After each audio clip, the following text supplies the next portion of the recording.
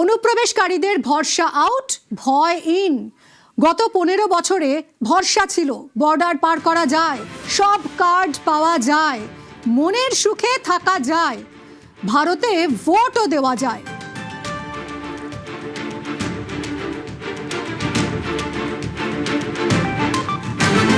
কিন্তু সেই ভরসা এবার আউট রাজ্যে পালা বদলের সঙ্গে সঙ্গেই। কারণ রাজ্যে এখন 3D, ডিটেক্ট, ডিলিট আর ডিপোর্ট। আর এই ভয়েই যেখানে যত অনুপ্রবেশকারী বাংলাদেশি এতদিন গা ঢাকা দিয়েছিল, তারা সবাই এসে বাংলাদেশ সীমান্তে জড়ো হচ্ছে, পালিয়ে যাওয়ার চেষ্টা করছে। নিউজ 18 বাংলা এক্সক্লুসিভ খবর দেখাবো আপনাদের। এই যে বাংলাদেশি যারা জড়ো হয়েছে বাংলাদেশ বর্ডারে, সীমান্ত পার করে আবার দেশে ফিরে যেতে চায় যারা, তারা দাবি করছে যে এদেশে বেআইনিভাবে ঢোকার পর তৃণমূল নেতা ধরলেই মিলত জাল নথি, অতি সহজেই নথি পেয়ে যেত তারা। দাবি করছেন সীমান্তে জড়ো হওয়া বাংলাদেশিদের একাংশ। আজও হাকিমপুর সীমান্তে বাংলাদেশিদের ভিড়। তৃণমূল জামানায় ইচ্ছা মতো সীমান্ত পেরিয়ে যারা এই বাংলায় প্রবেশ করেছিলেন, তারা দাবি করছেন যে এই বাংলায় ঢুকে পড়লেই আশ্রয় জুটে যেত, জাল নথি বানিয়ে দিতেন তৃণমূল নেতারাই। দাবি করছেন সীমান্তে জড়ো হওয়া বাংলাদেশিরা। সরাসরি চলে যাব, হাকিমপুর সীমান্ত থেকে আছেন কমলিকা সেনগুপ্ত।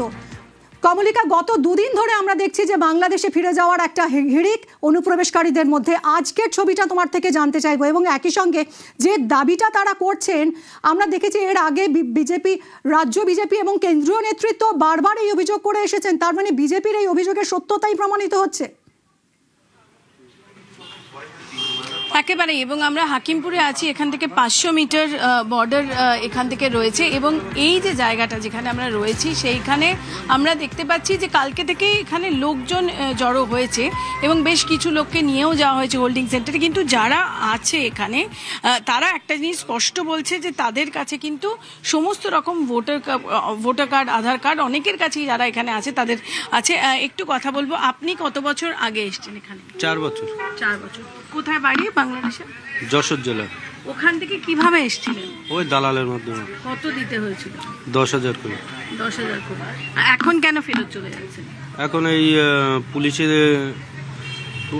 ইয়ে করে যাচ্ছে, এই জন্য। পুলিশের অর্থাৎ এখন যে সরকার বদলেছে, এই সরকার বদলানোর জন্য পুলিশের তরফ থেকে বিভিন্ন জায়গায় এসে বলা হচ্ছে। আমরা চেষ্টা করব আরও কয়েকজনের সঙ্গে কথা বলতে, যারা এই জিনিসটা কিন্তু এখানে খুব স্পষ্ট যে এদের কাছে এরা যখন এসেছিল এদের কাছে বিভিন্ন রকমের কার্ডও তৈরি করা হতো। আপনি কত বছর আগে এসেছেন এবং কি কি কার্ড আছে আপনার কাছে? আমার কাছে সব পদের কার্ড আছে, সব পদের জিনিস আছে।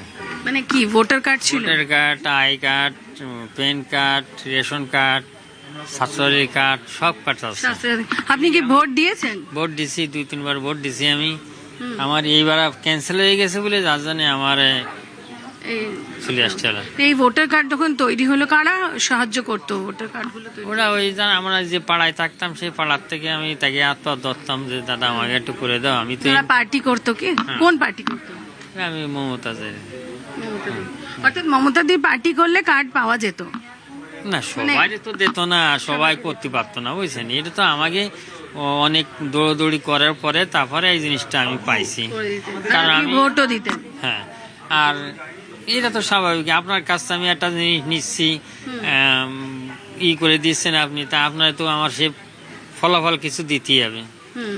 সেই ফলাফল হিসেবে কি দিতেন? ফলাফল মানে ওই যে আপনার ভোটটা দিতে হবে। ভোটটা দিতে হবে, এটা কি বলতো যে ভোটটা দিতে হবে? না না, ভোট ওরা তা কোনো যেহেতু করে দিত একটা মানবতার লজ্জাটাই আছে না। আর তারপর পাড়ায় থাকতাম, তারা সবসময় সুবিধা অসুবিধা যা কিছু হতো সবসময় তারা দেখতো। লক্ষ্মীর ভান্ডার পেতো? হ্যাঁ, লক্ষ্মীর ভান্ডার হতো, স্বাস্থ্যসাথী সব পাতো। অর্থাৎ আপনি কোথায় থাকতেন বাংলাদেশে? বাংলাদেশে দৌলতপুর, খুলনা। অর্থাৎ এই যে ফরাদ শেখ যে কথাটা বলছে, বেশিরভাগ লোকের কিন্তু এখানে এই বক্তব্য যে তাদের কাছে ভোটার কার্ড, তাদের কাছে আধার কার্ড, তাদের কাছে স্বাস্থ্যসাথী কার্ড, তাদের লক্ষ্মীর ভান্ডার, এই সমস্ত কিছুর সুবিধা তারা পেত। একটা প্রশ্ন কিন্তু উঠছিল নির্বাচন কমিশনের তরফ থেকে যখন এসআইআর প্রসেস শুরু হয়, যে এই যে আধার কার্ড এটা নেওয়া হবে না, বা এই যে এই আধার কার্ড এবং বেশ কিছু যে ডকুমেন্ট, সেই ডকুমেন্টসগুলো ইলেকশন কমিশন কিন্তু তখন নিচ্ছিল না এবং তখন এই প্রশ্ন উঠেছিল। এই জিনিসটা এখন বোঝা যাচ্ছে যে কেন নির্বাচন কমিশন তখন এই ডকুমেন্টসগুলো নিতে চাইছিল না, কারণ এই ডকুমেন্টসগুলো খুব বেশিভাবে তৈরি হচ্ছিল। আমি চেষ্টা করব, এখানে অনেকেই রয়েছেন কথা বলার। আপনি দাদা এখানে বাংলাদেশে কোথায় বাড়ি আপনার? যশোর। কতদিন আগে এসেছেন? 4 বছর আগে। 4 বছর। কিভাবে এসেছিলেন এখানে? ওই চুরাই পথে দালালের মাধ্যমে আসছে। আচ্ছা, কত টাকা দিতে হয়েছিল? 7,000 টাকা করে। 7,000 টাকা। আর এখানে এসে কোনো কার্ড টার্ড তৈরি হয়েছিল? না, এখানে আমাদের কিচ্ছু তৈরি হয়নি। এখন কেন চলে যাচ্ছে? চলে যাচ্ছি, এ সরকার রাখবে না, বাংলাদেশে অনুপ্রবেশকারী রাখবে না, তারই কারণে আমরা চলে যাচ্ছি। চলে যাচ্ছে। আর এখানে এমনি সব সুযোগ সুবিধা এতদিন পেতে? এখানে মনে করেন কাজকর্ম করে পেটের দায়ে আসছিলাম ওই দেশের থেকে, আইসে এখানে একটু কাজকর্ম করে বাসার দাগে দিয়ে আইলাম, কারণ ও দেশে কর্মজীবী তেমন কিছু না, এই কারণে আসছিলাম। এখন সরকার পদক্ষেপ নিয়েছে, এখন আমাদের তো থাকার অধিকার নেই, তাই জন্যই লোকের কাছে শুনলাম। আরো অনেক লোকরা এসআরের সময় গিয়েছে, অনেক লোক বলতেছে ও সরকার থাকতে না দিলে বিএসএফ এর মাধ্যমে বাড়ি আসা যাচ্ছে, এখানে শুনলাম, তাই আমাদের এখানে আসা। দুটো জিনিস খুব স্পষ্ট, যে যারা এখানে রয়েছেন, যারা এখানে আসছেন, তারা যারা বাংলাদেশ থেকে এখানে এসেছিলেন তাদের প্রচুর পয়সা দিয়ে এখান থেকে তারা, অর্থাৎ দালাল চক্র, যে দালাল চক্রর ক্ষেত্রে বিষয়ে বারবার প্রশ্ন উঠেছে, সেই দালাল চক্র বেশ রমরমা। 10,000 থেকে 7,000 তাদের দিতে হতো। আরেকটা যেটা খুব গুরুত্বপূর্ণ সেটা হচ্ছে যে সমস্ত কার্ড তাদের কাছে ছিল, সরকারি স্কুলে ছেলেমেয়েরা পড়েছে, ভোট দিয়েছেন, যেরকম ফরাজ শেখ তিনি বললেন তিনি ভোট দিয়েছেন 2-3 বার, এবং যেহেতু পাড়ার দাদারা তৃণমূল কংগ্রেসের নেতারা কার্ড তৈরি করে দিত, সুতরাং কিছু দিলে তো কিছু দিতেই হবে। তার জন্য তারা অত্যন্ত ভালোভাবে এই ভোটার কার্ডই, অর্থাৎ ফেক ভোটার কার্ডের মাধ্যমে তারা প্রত্যেকবার গিয়ে ভোটটা দিত। অর্থাৎ যে ধরনের প্রশ্ন উঠত, যে ধরনের দাবি ছিল, সেগুলো সবই কিন্তু অর্থাৎ বিজেপি যখন ক্যাম্পেইন করেছে, তারা যে কথাগুলো বলতো, সেটা কিন্তু অক্ষরে অক্ষরে এখানে মিলে যাচ্ছে। একদমই কমলিকা, জাল নথি বানিয়ে দিতেন তৃণমূল নেতারাই। শুনুন কি বলছেন বাংলাদেশের খুলনার বাসিন্দা রূপা বিবি।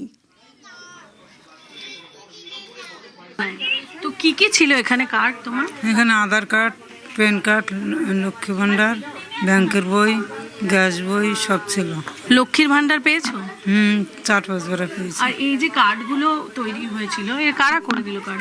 আমরা মানে ওটা দিদির লোক এসেছিল, তৃণমূল, আমাদের ওখানে তৃণমূল একটা, আমাদের এই লিখিত নিয়ে গেছিল, লিখিত নিয়ে গেলে তারপরে সে আমাদের পরে ডেকেছে, 6-7 মাস পরে ডেকেছে, ডাকলাম না, গেছি সেই ভিডিও যে পঞ্চায়েতে যে, তারপর আধার কার্ড করেছে প্রথম, আধার কার্ড করার পরে রেশন কার্ড করার পরে প্যান কার্ড করে ব্যাংকের বই, ফের এবার ওই গ্যাসের জন্য জমা দিয়েছি, তারপরে গ্যাস হয়েছে।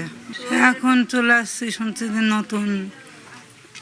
নতুন এসছে, এখন বলতেছে যে এখানে বাংলাদেশের লোক থাকতে পারবে না, চলে যেতে হবে।